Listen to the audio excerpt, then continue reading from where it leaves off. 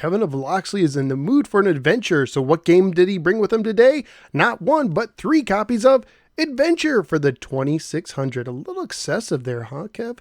Let's look at the label art. Really dig this label art. Let's see. We have a couple of hobbits leaving a castle, a gigantic goldfish-looking dragon, teasing him with this huge key, and a hedge maze with a lot of people, including a king, popping their heads out of it.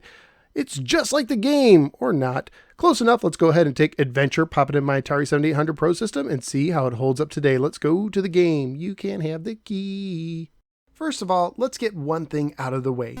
It's a sword, not a spear. Adventure was published by Atari and carries a copyright year of 1980. It was programmed by Warren Robinette, who would later become a co-founder of the Learning Company and made educational software games for them.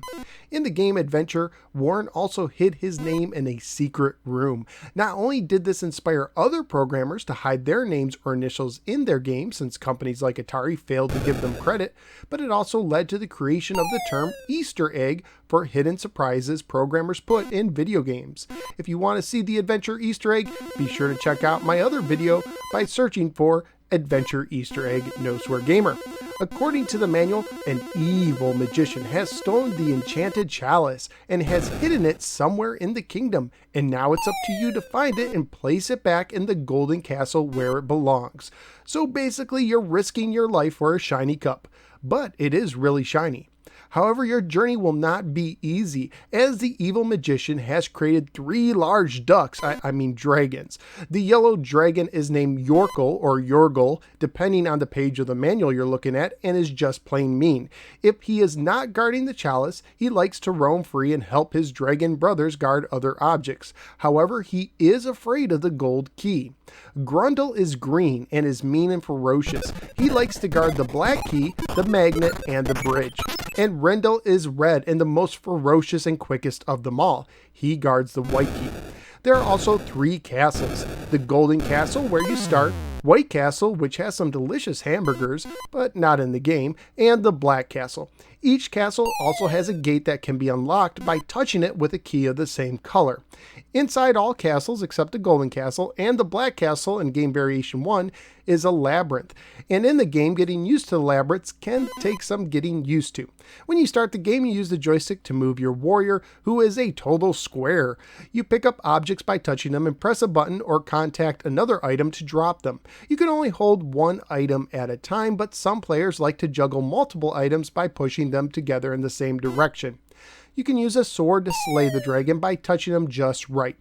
And yes, it is possible to still kill them if you're holding the sword like a spear.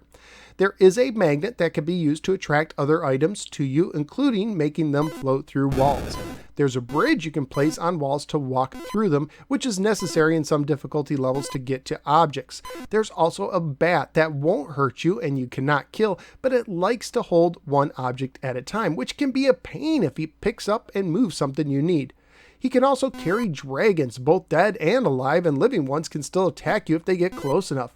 You could catch the bat, carrying both him and the object he is carrying at the same time, but sometimes he is able to escape. If a dragon swallows you, your game is over. However, you can press the reset button to send you back to the Golden Castle to resume your game.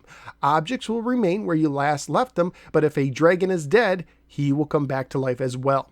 The game has 3 skill levels. Game Variation 1 is the easiest. You only face the yellow and green dragons. You start with the gold key and sword nearby and simply have to get the black key, open the Black Castle, retrieve the chalice, and return it to the Golden Castle. Game Variations 2 and 3 are harder, but they're nearly identical to each other. Both have much larger area to cover and add the White Castle, the Red Dragon, the Bat, and a Catacomb maze where you can only see part of the maze. In Game Variation 2, all the objects and dragons start in the same place, but in Game Variation 3, all the objects are randomly placed, including the chalice.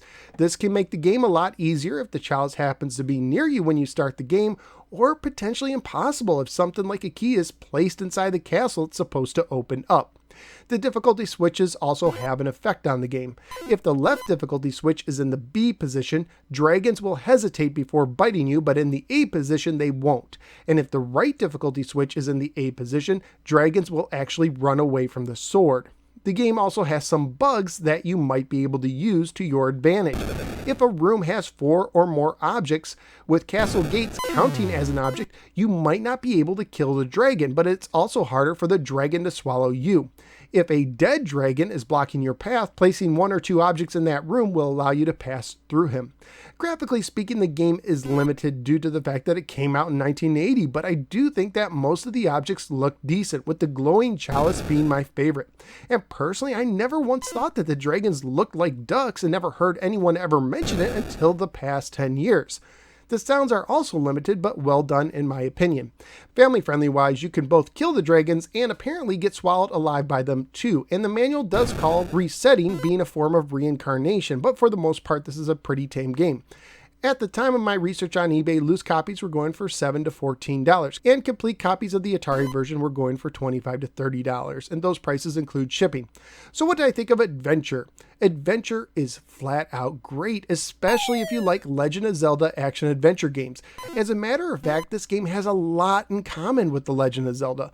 Both heroes use multiple objects, including a sword, keys, a bridge or ladder to get to new places, a magnet or boomerang to get out of reach items, and both fight dragons, have to deal with bats, have to navigate mazes, and are after shining glowing objects.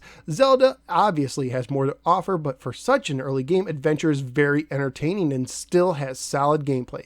So where am I going to rank Adventure? Well, you know what? I like Adventure better than any game I've played so far, and it might be my favorite game on the system.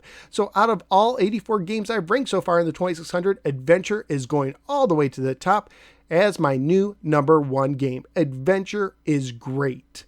If you enjoy retro-related videos, would you please click the like and subscribe buttons. You can also follow me on both the Facebook or Twitter. I'm also a member of the Retro Junkies Network. You can find more retro podcasts and videos at theretrojunkies.com.